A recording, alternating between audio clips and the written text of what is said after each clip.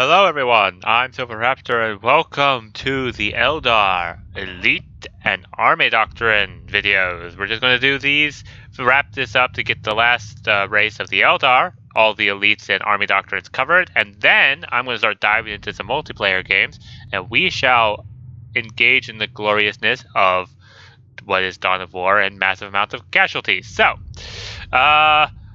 first thing we're going to do is I did get the pre-purchase, so this is the regular Race Lord. I can actually get a Ghost Seer, which would make them look like this, all white and cool looking, I guess. So we're going to go with this skin as typical.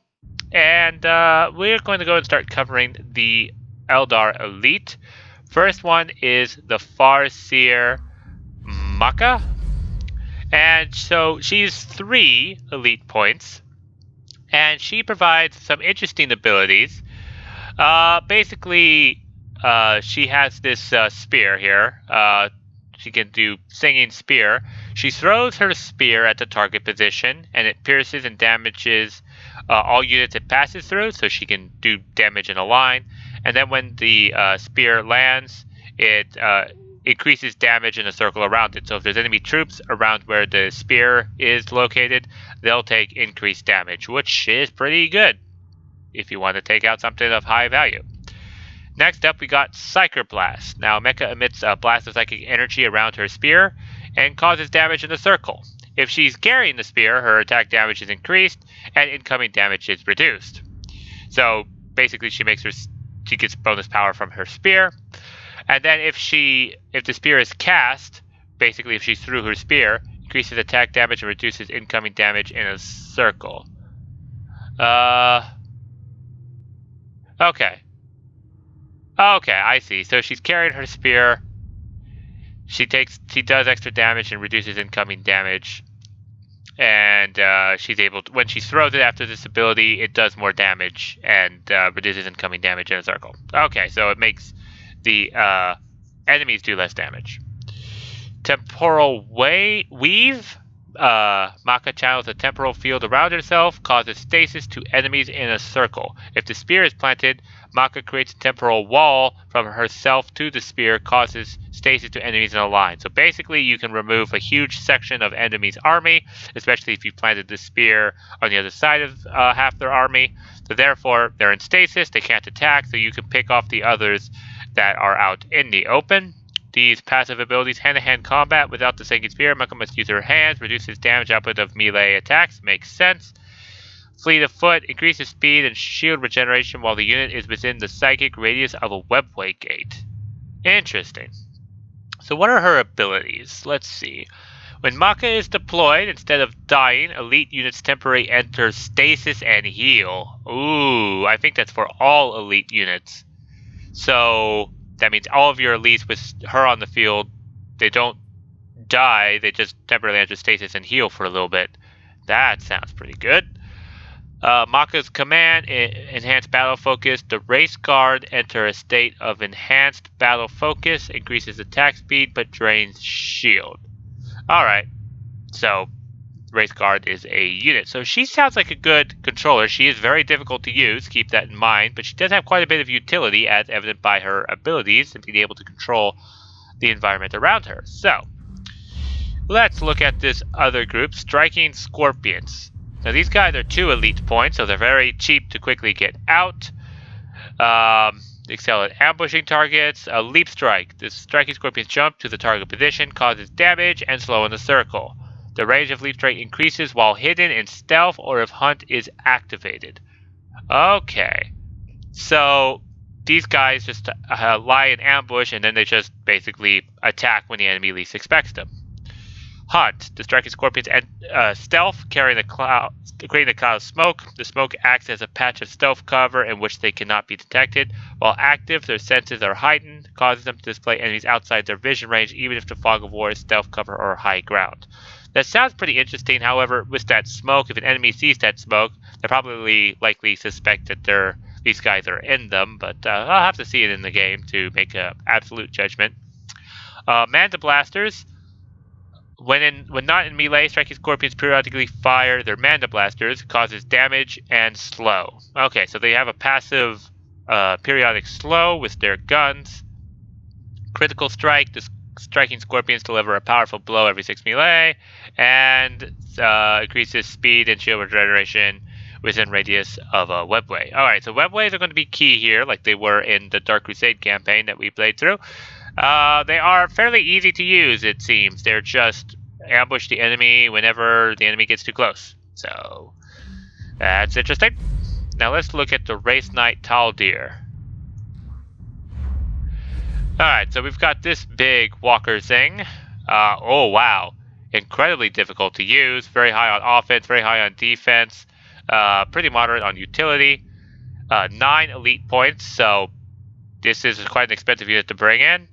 Jump. Taldir jumps to target position and continues to slide forward for a distance, causes damage and knockback in a circle around Taldir. Okay. Scatter shield. Taldir raises her scatter shield in the target direction, which will absorb shots that pass through it. After delay, it triggers a burst of psychic energy, causing stasis in a cone. Oh wow, so if you're taking a lot of fire from a certain direction, you raise the shield, it will block the shots for a bit, and then it will then put all those guys who are firing in the stasis, basically allowing you to figure out what you want to do with them when they come out of it. Eldritch Slash. Taldir projects a ghostly image of herself in the target direction. It pierces, doing damage, and applies stasis to unit it passes through.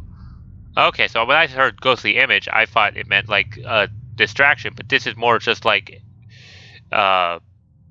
basically throw a ghost image of herself and just does damage and applies stasis to basically a bunch of people. So this also is, so she's pretty controlling of the battlefield too. Stasis, I don't think you can underestimate stasis. A good person with stasis can pretty much cut your army in half or in tiny bite-sized bits that they can manage.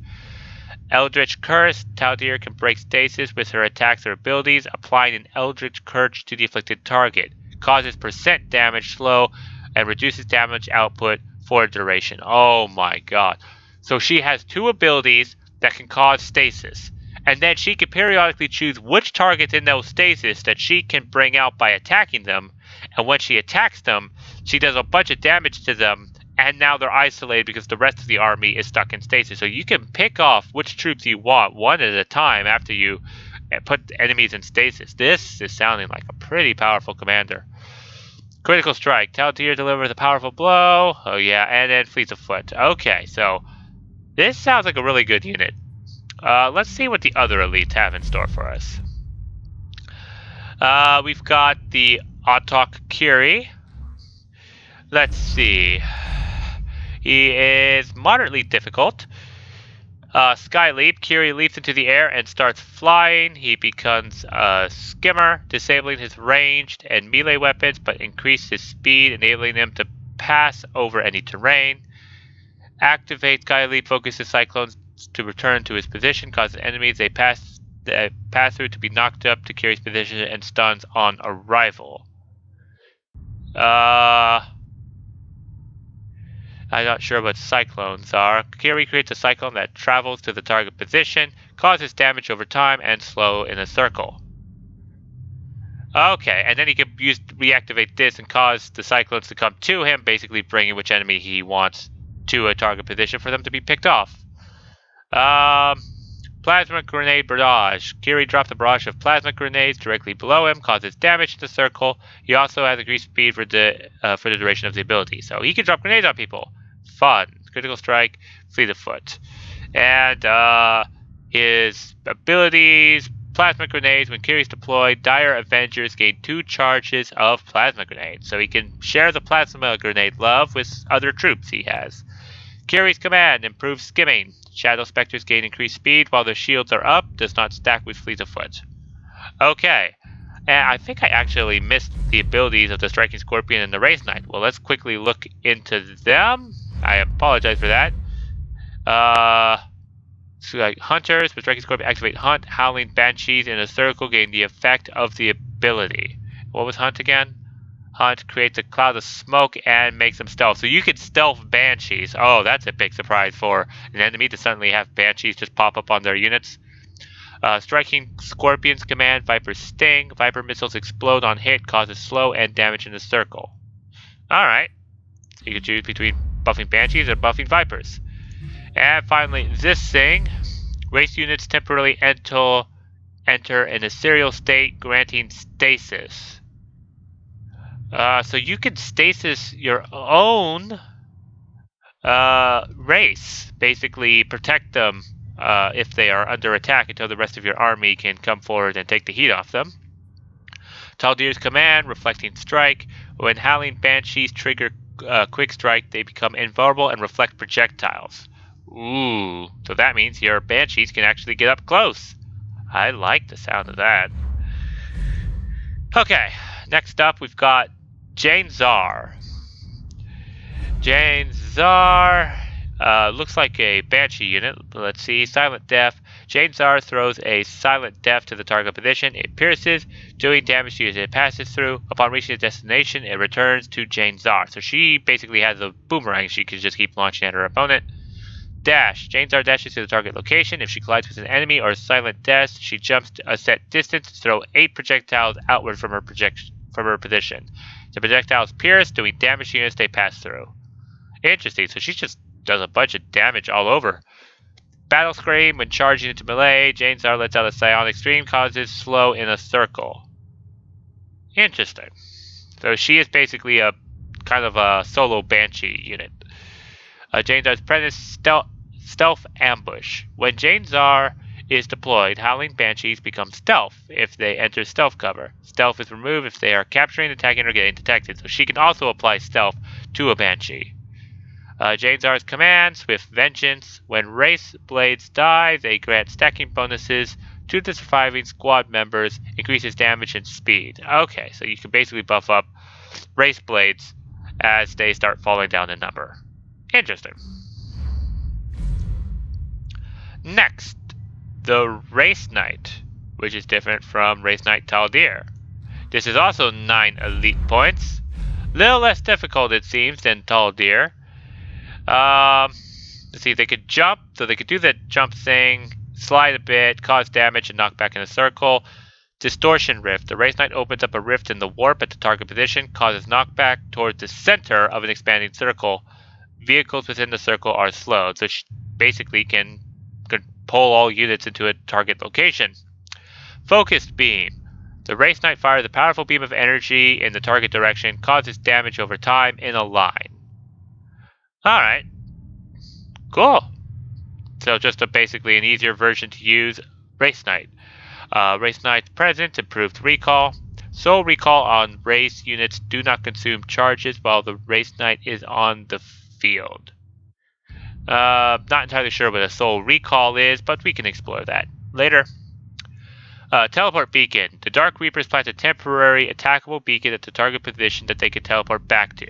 Oh, so you can make your Dark Reapers have a escape route if they start getting focused on. I actually quite like the sound of that. And we've got Race Lord. This is a 7 elite point unit, basically a smaller of those race. Let's see. Clave Charge. Race Lord charges forward in target direction, causes damage and knockback along its path. At the end of the charge, or when activated, the Race Lord swings its Ghost Clave, causes knockback and damage in a cone. So she can basically provide double knockback at this point. Ethereal Wall. The Race Lord creates a wall that absorbs shots in the target direction, causes allies that pass through it to get a speed increase and slow enemies. So this sounds like a pretty supporting Race Lord here. Critical Strike, Fleet of Foot, typical. Race Lord's presence, Race Recall. The Race Lord teleports all owned Race Guard and Race Blades to its position. Ooh. So this could be an infiltrator, can charge forward, get into the thick of it, and then drop the Race Lords on top of its position so that they can engage in glorious, large robot combat. Race Lord command, improved webways. Webway gates regenerate health and now use Relocate in Tier 1. Relocate can cast faster and has reduced ability cooldown. Interesting, so you can move your webways around quicker. Could potentially be useful. And we've got warp spiders. Oh, I like warp spiders. They can teleport, of course. Yeah, teleport. Warp spider teleports to the target position, creating a portal at the entrance and exit. Units can right-click on the entrance to teleport to the exit. Teleporting increases their range attack damage. If the warp spider has 4 charges, it slows in a circle around the target position. So you can basically create tunnels for troops to just start reinforcing in. And they get a damage buff as well. I like this. Slow mines. The warp spiders teleport to the target position and plant a mine that triggers based on proximity. Causes damage and slow in a circle. So, okay. So they can just mine up an area. So they're pretty much just a bit of a support unit. A little difficult to use, it says. Warp Spider's presence teleport. When the Warp Spiders are deployed, the Fire Prism teleports to the target position and does bonus damage for a duration. So you can buff your Fire Prisms. That's going to be pretty good. Temporal Mine. The Viper plants a device that triggers based on proximity. Causes slow in a circle. Okay, a little bit more utility to the Viper. Not sure I would take that. No, not this. Next, finally, the Ranger Ronahan. 3 elite point user. Long shot. Ronahan fires a powerful shot in a direction it pierces, doing damage and providing vision on units it passes through. The shot ends if it collides with a vehicle, stunning them. Ooh, so you can stun vehicles and basically see what your enemy is up to in a line. Shadow Step. Rohan teleports to the target position within stealth cover. So he could basically just jump to stealth cover all over. That actually could work with the unit that acquires quick stealth for itself. That could be interesting.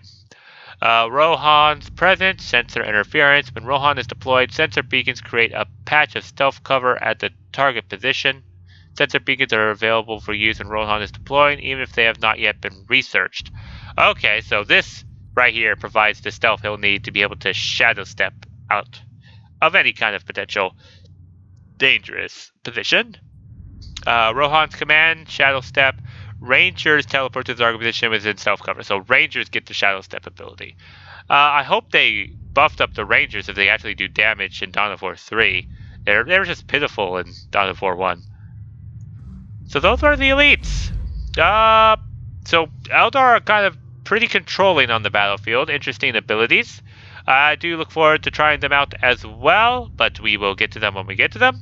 Thank you so much for watching this version of the elites and the next and final episode of this out-of-match gameplay.